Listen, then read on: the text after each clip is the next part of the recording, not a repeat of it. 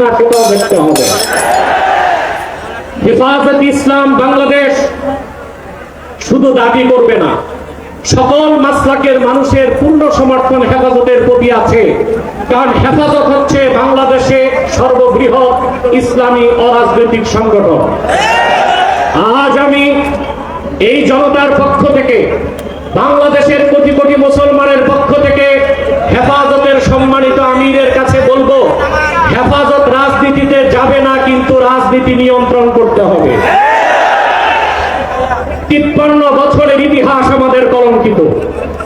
আলেম ওলামা, পীর মাশায়েখ আর মাদ্রাসা ছাত্রদের পবিত্র রক্তে পা রেখে তারা ক্ষমতায় যায়, আর ক্ষমতায় যে ইসলাম ও মুসলমানকে চ্যালেঞ্জ করে। এই সুযোগ আর দেওয়া হবে না। অনতি বিলম্বে বিতর্কিত নারী কমিশনের সমস্ত প্রস্তাব বাতিল করলেই হবে না। যে নারী নামে হিজড়াগুলোই দুঃসাহস করেছে, গ্রেফতার করে তাদেরকে আইনের আওতায় আনতে।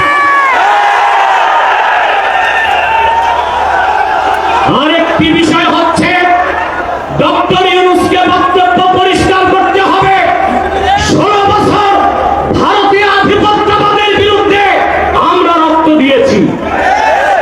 সর্বপ্রথম সকল প্রকার শিরক, কুফর, রামবাম, নাস্তিক আর ভারতীয় আধিপত্যবাদ ও ফ্যাসিবাদের বিরুদ্ধে রক্ত উৎসর্গ করেছে শাপলা চত্বরে হেফাজতের আলেম ওলামা কর্মীরা। সেই আন্দোলনের আগ্নেয়গিরিতে 5ই আগস্ট ছাত্র জনতা আগুন ধরিয়েছে শুধু। অতএব আলেম ওলামাকে বাদ দিয়ে কোনো সিদ্ধান্ত মেনে নেওয়া হবে না। ডক্টর ইউনূস সাহেব পরিষ্কার করুন, মানবিক করিডোরের নামে বাংলাদেশকে ইন্দো প্যাসিফিক অঞ্চলে যুদ্ধের দিকে ঠেলে দিবেন না। আমরা ভারতকে সাহায্য করেছি, যদি আটলান্টিকের উপর থেকে কেউ আগ্রাসন করতে আসে, বাংলাদেশের প্রত্যেকটি মাদ্রাসায় একটা ক্যান্টনমেন্ট হবে। সেনাবাহিনীর সাথে কাঁধে কাঁধ মিলিয়ে মাদ্রাসা ছাত্ররা দেশ রক্ষায় মাঠে নামবে। আগ্রাসী শক্তিকে বলে দিচ্ছি, আমার দেশের সবুজ লাল পতাকার দিকে যে চোখ তুলবে তার চোখ উপড়ে দেওয়া হবে। আমার বাংলার কোন 1 ইঞ্চি মাটিতে আগ্রাসনের থাবা বসাবে, সেই কালো হাত ভেঙে দেওয়া হবে। বিদায় লগ্নে আরো 3টি দাবি আমাদের পক্ষ থেকে।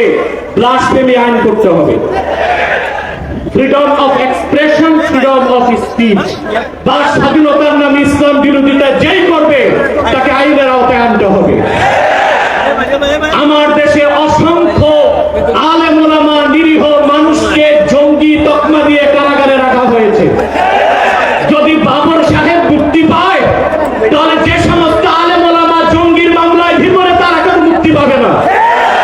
তাদের মুক্তির আগে সংস্কার না, নির্বাচন হতে দেওয়া হবে না বাংলাদেশে।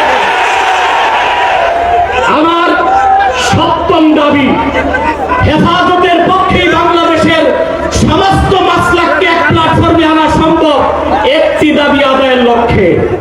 সেটা হচ্ছে, বাংলাদেশে কাদিয়ানীদেরকে অবশ্যই মুসলিম ঘোষণা করতে হবে।